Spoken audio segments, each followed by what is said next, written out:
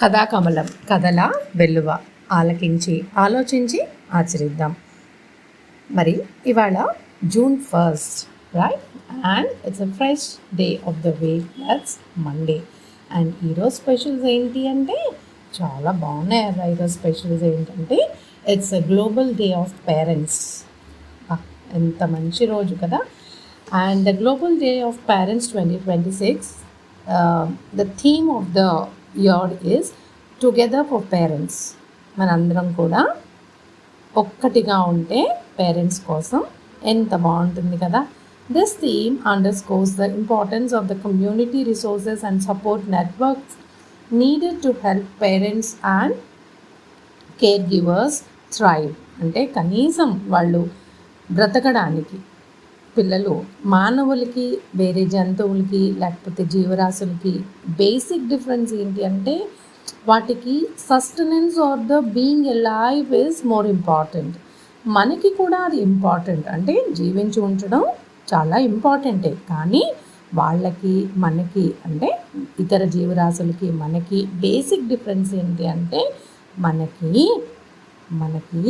కొంచెం కుటుంబ సంరక్షణ అంటే ఒకరికొకరు ఏం చేసేసుకోవడం కాదు, నేనున్నాను నీకు అనేదే వాటికి మనకి డిఫరెన్స్. అందుకే పేరెంట్స్ డే రోజు మనకి ఏం చెప్తున్నారు, వాళ్ళకి మినిమం సపోర్ట్ ఉండాలి మన నుంచి, right? Because raising child is a lifelong responsibility and families become stronger when parents are supported by their communities, workplaces and social systems. Nijam kada. A parent's love is the first gift we receive and the greatest blessing we carry forever. Avun kada. Vice versa అనుకోండి. ఎందుకంటే parents మనం లేకపోతే parents లేరు, parents లేకపోతే మనము లేము, vice versa. నాకు ఎప్పుడు అలాగే అనిపిస్తుంది. Parents may not be perfect as children, but their love is always unconditional కదా. పేరెంట్స్ లవ్ అన్కండిషనలేనా? అవును. కానీ చాలా వరకు అందరూ ఇప్పుడు పేరెంట్స్గా ఉన్నవాళ్ళు పిల్లలుగా ఉన్నవాళ్ళము ఎవరైనా కూడా అది కండిషనల్ అని భ్రమపడతాం, but basically it's unconditional. The sacrifices parents make often become the foundation of child's dream.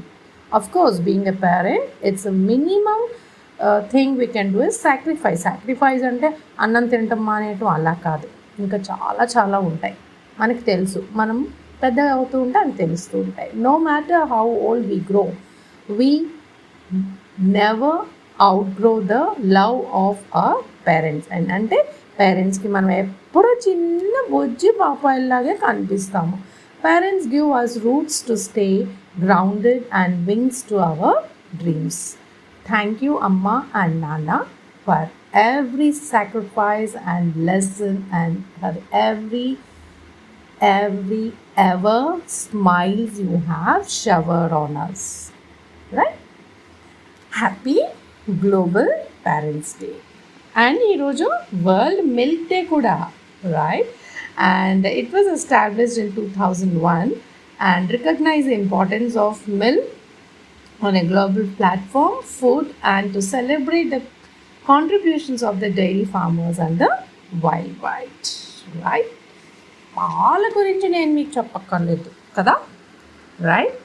Every day a glass of milk builds our skeletal systems. కథలోకి వెళ్ళిపోదాం. మరి కథ నిన్న కొంగ ఎండ్రకాయ కథ వింటున్నాం కదా. ఆ కొంగ ఒక చోటకు వచ్చి దొంగ మెడిటేషన్ చేస్తూ ఉంటుంది వంటికాల మీద. అది కంటిన్యూ చేద్దాం. కొంగ మాటలను చేపలు నమ్మాయి. అంటే నేను ఇంకా మాంసాహారం తినట్లేదు, నేను చాలా రియలైజ్ అయ్యానని చెప్పాయి కదా. ఆనాటి నుండి అవి నిర్భయంగా కొంగ చుట్టూ చేరారు. కొంగ వాటికి ఎన్నో కబుర్లు కథలు మరెన్నో విషయాలు చెప్పసాగిందంట. 4 రోజుల తర్వాత ఆ కొంగ ఇలా చెప్తుందంట, చెరువులో నీరు చాలా తగ్గిపోయింది కదా, నిన్న కొంతమంది జాలర్లు వచ్చి కొన్ని నీళ్లు చల్లి చేపలన్నీ పట్టేద్దామని అనుకుంటున్నారు, మీరు లేనప్పుడు వచ్చినప్పుడు నేను విన్నాను అని చెప్పింది అంట. నాకు అందుకని మీ అందరి మీద బెంగ పట్టేసుకుంది. నా దగ్గర ఒక ఉపాయం ఉంది, మీ అందరికీ ఇష్టమైతే ఇక్కడికి కొంచెం దూరంలో ఇంకో సరస్సు ఉంది, మిమ్మల్ని అందరినీ ఒక్కొక్కటి ఇద్దరుగా తీసుకెళ్ళి ఆ చెరువులో పెట్టి మిమ్మల్ని రక్షిస్తామని అనుకుంటున్నాను. ఇంతకుముందు నేను ఎన్నో చేపలు తిన్నాను కదా, ఆ చేపలు తిన్న రిగ్రెట్ని మిమ్మల్ని రక్షించి నేను హ్యాపీగా మనందరం ఆ సరస్సులో ఉందామని నాకు ప్లాన్ ఉంది అని చెప్పిందండి. చేపలు దాని మాటలు నమ్మాయి. మరి నమ్మేవాళ్ళు ఉంటే కదా మోసం చేయగలరు. తమ ఎలాగైనా కాపాడమన్నాయంట. వాటి నుండి కొంగ వాళ్ళ నుండి జాలర్ల నుండి కొంగని రక్షించమని వేడుకున్నాయంట. అప్పటి నుంచి కొంగ తడవకు 4-5 చేపలను, తడవకు అంటే ఒక్కొక్కసారి ఈచ్ టైం 4-5 చేపలను ముక్కును కరుచుకొని కొండవైపుగా వెళ్ళి అక్కడ ఒక పెద్ద బండ మీద వాటిని తిని రాసాగింది. తమ స్నేహితులందరూ క్షేమంగా ఉన్నారని కొంగ చేపలకు చెప్తూ ఉండేదంట. అలాగా ఆల్టర్నేట్ డేస్లో కొన్ని తీసుకెళ్ళడం, తినేయడం, మళ్ళీ రావడం, మళ్ళీ తీసుకెళ్ళడం ఇలాగా జరుగుతూ ఉందంట. నీవు అప్పుడు ఒకరోజు ఎండ్రకాయ కూడా నన్ను రక్షించవా, ఈ సరస్సులో మీరందరూ వెళ్ళిపోతే నేను ఒక్కడిని ఎలా ఉంటాను అని అడిగిందంట కొంగని.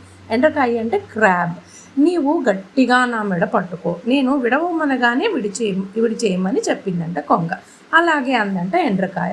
మెడ చాపిందంట కొంగ. ఎండ్రకాయ దాని మెడ గట్టిగా పట్టుకుందంట. కొంగ పైకి ఎగిరి తాను చేపలను తినే బండ దగ్గరకు వచ్చిందంట. చేపలను తీసుకొచ్చింది కొంగమ్మ, ఎండ్రకాయేమో కొంగ మెడ మీద ఉంది కదా.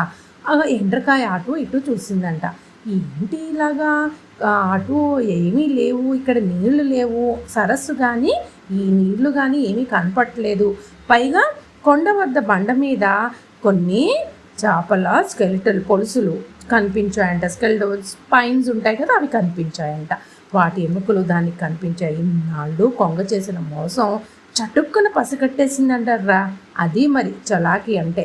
కొంగ జపం అంటే ఇదే కాబోలు అని దొంగ కొంగ తీపి మాటలు చెప్పి చేపలన్నిటినీ మోసగించి పొట్టను పెట్టుకుంటుంది. నేను పట్టు వదిలితే నన్ను పట్టుకుని చంపి తినక మానదు. ఇక ఆలస్యం చేస్తే లాభం లేదు. దీని మెడ నా కొండ్లతో, అంటే క్రాబ్కి ఉంటాయి కదా కొండీలు, అవి మాట కత్తిరించి చంపేస్తానని ఎండ్రకాయ కొంగ గొంతు గట్టిగా కొరికి చంపిందంట. అంటే కొండేసరికి హర్ట్ అయిపోయింది కొంగ మెడ.